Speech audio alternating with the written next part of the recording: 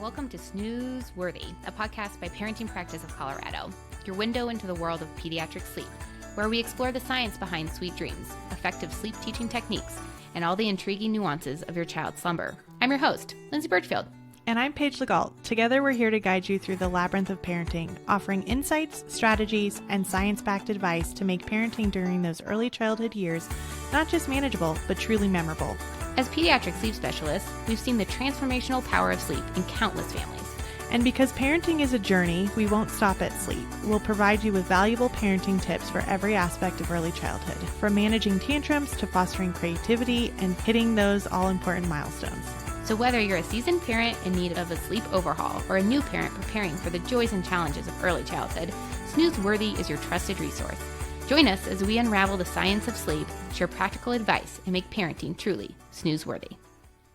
Hi, everyone. Welcome back to Snooze Worthy. I'm Paige Legault, and my co-host today is Lindsay Birchfield, and we're both pediatric sleep specialists. And today, it officially feels like summer. I don't know about you, but kids are out. Buses are done. It's Yep, exciting. all done. And today we're going to talk about why your kids' sleep might already feel like it's falling apart. Yes, so the later sunsets, we have cousins visiting, maybe even ice cream at 7:30 p.m.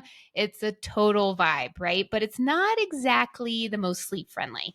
And honestly, a lot of parents feel guilty or even very confused about whether they should try to maintain the usual schedule or not. So why does sleep get so off track in the summer? One of the biggest reasons is the light. Those long evenings mean more daylight later in the day, and that extra light can actually delay that melatonin production, which is what helps all of our kids fall asleep. Babies and toddlers both thrive on consistency because their circadian rhythms, the body's internal sleep-wake clock, are still developing. And when things like light exposure, meal times, and bedtime routines get thrown off, as they do during the summertime, it can confuse that little internal clock. And research shows that light exposure after 6 p.m. can suppress that melatonin for up to 90 minutes, which is so unfair. That's crazy. It's a long time. A really long time, yeah. And that means more bedtime battles, delayed sleep onset, and even nighttime wake up. So even if summer feels a little bit more relaxed, keeping a loosely consistent rhythm, especially in your evenings, you guys, can go a long way in protecting your child's sleep. Exactly. So it's essentially our biology working against us. But also summer is just looser, right? School's out, the routine is gone, and parents are more likely to say, sure, you can have one more episode, or let's go catch that firefly out there. And I get it, but it does all stack up for sure.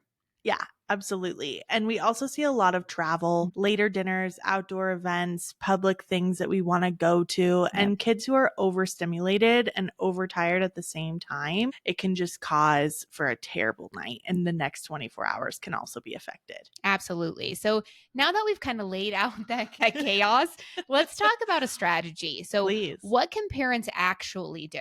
So my number one go-to is to keep that wake up time consistent.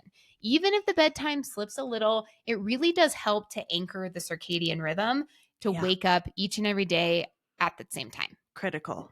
And blackout curtains are not optional in the summer, even when we're traveling. We love those easy portable. But also stickable. They are stickable. If that's a word. It's a new one. But those portable ones for travel are huge. That's what's on my kids' windows every single day. But we want to dim those lights after dinner. Even turning those overhead lights off and going to warmer red lights, salt lamps, things like that is going to help that brain wind down and no sleep is on its way. Yeah, absolutely. In my kiddos' rooms, now we have amber bulbs. So once we go through our bedtime routine, we have our amber going and it's our nighttime wind down. So it's really helpful. Light makes a huge difference. Yeah. Let me say it again. Light makes a huge difference. I love talking about light. Yeah. So the same thing as light, white noise. Yeah. So if the neighborhood kids are playing until 9:30, don't fight it. And we behind us, they just put an entire basketball court out there with a regulation size basketball hoop, and every single night they're out there playing a ball and we can hear it. So I just don't fight it. I put on the kids' white noise machine and it really drowns it out. But remember, we're thinking pink, white noise. We don't want anything that's looping rain and the waves or even a song. So we want something that is consistent but can help to drown out that noise. Absolutely.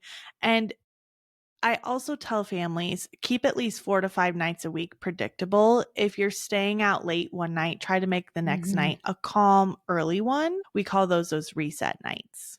Yeah. And if you're listening and thinking, wow, we're already off track, Oops. just breathe.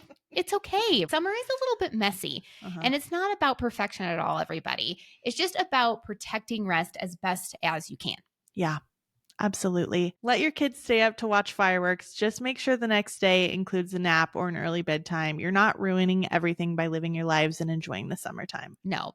And to be honest, if sleep just totally unraveled for you, don't panic. It's always repairable. That's one of my favorite things about sleep. I always say it's never too early, it's never too late. You can get things back on track, and that's what we're here for. Yeah.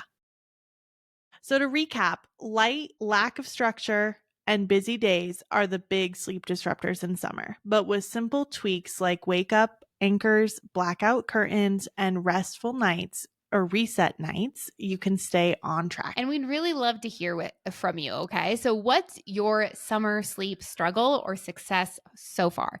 You can drop a comment in the community thread or just send us a DM. Yep, we're always here. Thanks for being here. And remember, messy doesn't mean broken. You've got this.